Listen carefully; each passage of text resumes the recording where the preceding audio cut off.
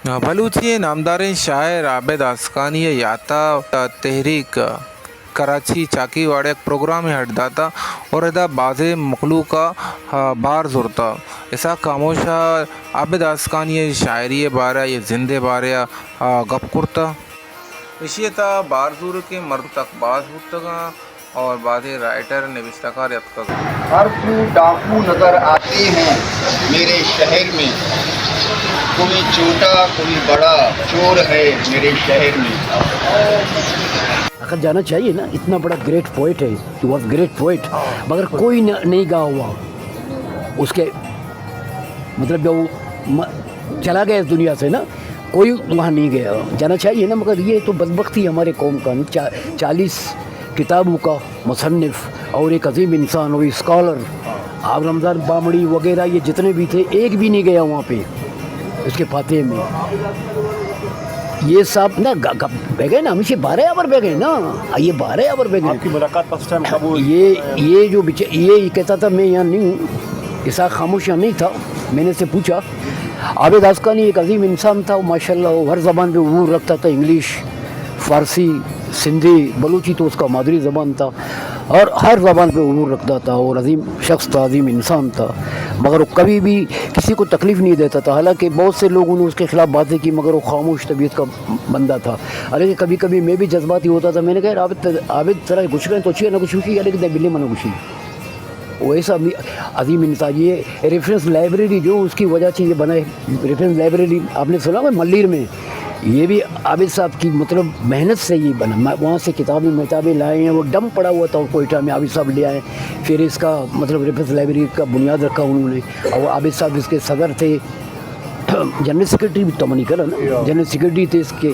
तो बलूची डिक्शनरी में काम किया, सैदगंज में काम किया, और काफ़ी सारी उसने किताबें लिखी। अभी उसका एक बड़ा किताब है कुलियात आबिद, वो तकरीबन मेरे ख्याल में 800 पेज का है, मुझे दिखाया था उससे 800 पेज का है। उससे बोले कुलियात आबिद में लिखा था नहीं, बस इंशाअल्लाह शरा इसका मतलब बिल्कुल क्या करेंगे ना, छापेंगे और फिर लोगों को बुलाएंगे, फिर इसका क्या कुशाई करेंगे ना।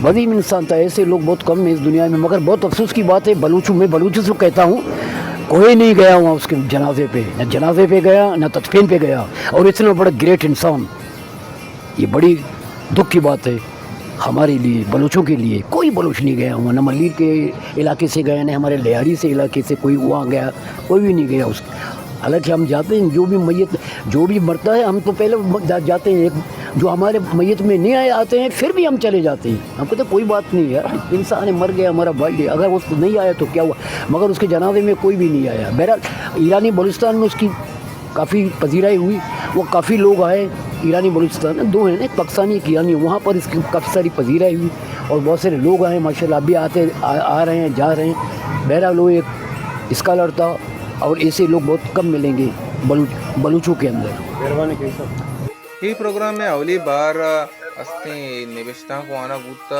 आबिद आसकानी सरा ऐसा खामोशा वानता, और ये 2वीं बार अस्ते शायरी सरा बूता के अरकस शायरी और निविष्टा कारे आवती चीज़ा ना एदा बुआनी और मर्दमाना लुत्फानंदोज बिकनते हगामा बेचारे के संगत अदबी दीवाना सारी जो नशिस्त बुतगा आइए तो का एक शक्ति हेर तनकीदी नशिस्त बोले हे रंदी है, तनकीदी नशिस्त गारें दूर दूर ज़ाहिर नहीं पारे छे समझो एडवाइस बुता के संगत अदबी कमेटी आइए तो का ची तनकीदी नशिस्त कश्ता मंजर देख रहा हूँ मैं, सुकरात रसूल अखलाक जैसे फलसफियों को आज इस सरजमीन पर सियासत करता हुआ देख रहा हूँ।